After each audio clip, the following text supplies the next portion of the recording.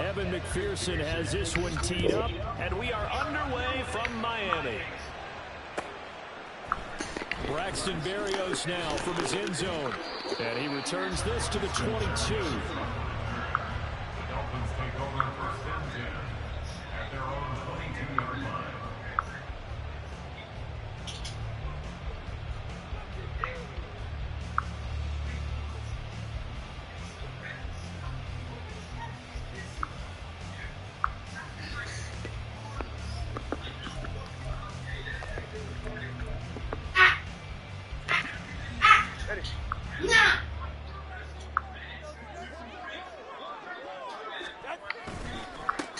They'll run here with Raheem Mostert. And he's able to plow forward up to about the 29. Just you know where to run, baby. It's a 7-yard carry to set them up with a 2nd and 3. The success there, Charles, coming on the outside of the field, the ground game. Curious to see if that continues as we progress. Yeah, we often talk about a variety in play calling and usually between run and pass. But in this case, with strictly the run game, you can be creative there as well. Run it inside, run it outside, keep the defense off balance. A second-down pass play there, but it's incomplete. He released that awkwardly. It almost looked like a pitcher who gripped his fastball a little too hard and let it go late and bounced in front of the plate. Yeah, one of those fastballs that ends up at 57 feet, not 60 feet, 6 inches. Just a little short with the arm, which is unusual because we saw him in warm-ups. He's got a big, strong arm when he delivers. Hey, Baby D, relax. Third play of this opening drive as they're looking at a 3rd and 3. Tagovailoa working out of the gun. He's got his target. That's complete. And he is going to have the Dolphins first down. Yeah, bro, a little bit of water. 3rd and 3. On 1st and 10, it's Mostert. And he gets forward up the middle, but only for a couple. It'll be 2nd down.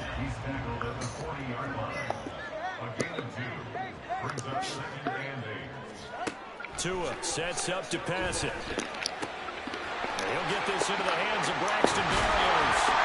And he's got another first down as the tackle's going to be made at the Bengals 42. 18 big yards on that one and a Miami first. So they'll come up in Bengals territory now with a 1st and 10 at the 42-yard line. A run with Mostert up the middle. And he is met in his tracks behind the line of scrimmage. He'll lose a yard there, and it's 2nd and 11. It's a tough one right there. He ran right into the teeth of the blitz as the linebacker was freed up in order to stuff that one for a loss. I think quarterbacks got to see that. Got to find a way to audible into something a little more advantageous. They try to throw on 2nd down, but this one is incomplete. Partner, what we're seeing so far is the defense is certainly coordinated. Both levels doing their jobs in tandem. The back helping the front helping the back. The pressure got home on that last play and forced him to try and throw through contact and shorted the sticks. He'll let this go deep for Waddle. And it's knocked away and incomplete. And that might have been a situation where even though you don't hit on the deep throw, you at least put in the defenders' minds early in the game that we're going to press the ball deep against your secondary. And that can have a ripple effect on how they function throughout. Tagovailoa going for it on 4th down. A short throw there, that's to Smythe, the tight end. But they're going to wrap him up as he'll go down well short of a first.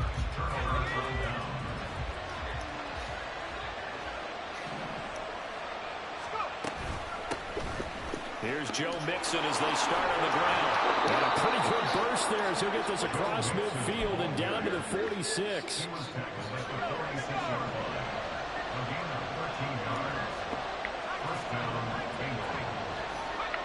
Now Browning.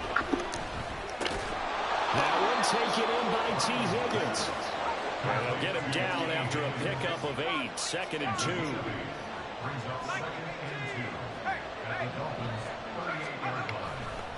Running left, it's Mixon. Now he's loose down the left sideline. And all the way in for a Cincinnati score. Joe Mixon. Let's get it. 38 yards. And the See if he Bengals are gonna on the quit, first man. here this afternoon. Well, we've said it many times. He is always a threat to go the distance anytime he's got the ball in his hands. And on this occasion, he did just that. Well, he's definitely the guy that makes this offense go. And when you're an RB1, running back one, you've got to be willing to be patient at times as well. Not every run's going to be the home run we saw there. But once you get that opportunity and that opening, you take full advantage.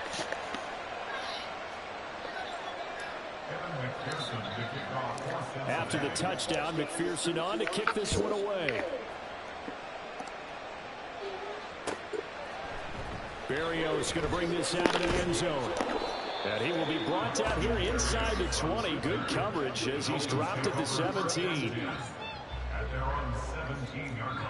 The Dolphins at the line ready for their next drive. In motion, Hill. Now Tua on the bootleg here. Into a double team, and it's intercepted. Cheetah with a pick. And he'll bring this one back to the 29. That throw, Charles, over the middle of the field, and a few too many bodies in there got picked. That's a normal situation, too, isn't it? No matter how hard you try and spread the field sometimes, there's always going to be a traffic jam, it feels like, towards the middle. And if there's any type of a missed throw, or maybe the ball's tipped, or just too many bodies in the area, an interception can result. That sun's going to be a factor all game long. I'm not sure it made a difference on that one, but it's something to think about on all deep throws during this time of year. Here's Browning. He's going to have the hook up here to Chase. They do get a couple, but they'll be left staring at a 3rd and 8 coming up. They'll be in search of 8 yards here as they hope to convert the first down. To throw, Browning. This one is incomplete. That's going to hurt a bit because they needed to come through the completion there. Now drive that started with great field position is facing 4th down. McPherson's kick is good, and that will extend their lead even further. So the interception set him up with terrific field position, but 3 points, the end result. Yeah, we can make this one pretty simple, partner. You always want to end drives with points, but that's one that you're going to look back on and probably say, we should have done better there.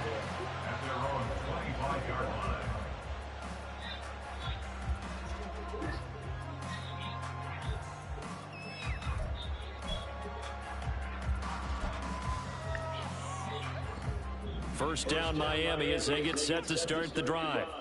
Well, still early in this one, Charles, but the last time this offense was out there, they threw their first interception of the ball game, so trying to avoid repeating that mistake here on this drive. And to put a positive spin on it, at least it happened in the first half and not in a close game in the 4th quarter, but you're absolutely right, partner. One of the last things this offensive quarterback wants to witness again in this game. Kind of an obvious question, Charles, but anything you try to avoid after your first pick, or you say it's one interception, we're still in the first half, I'm going to do the same thing?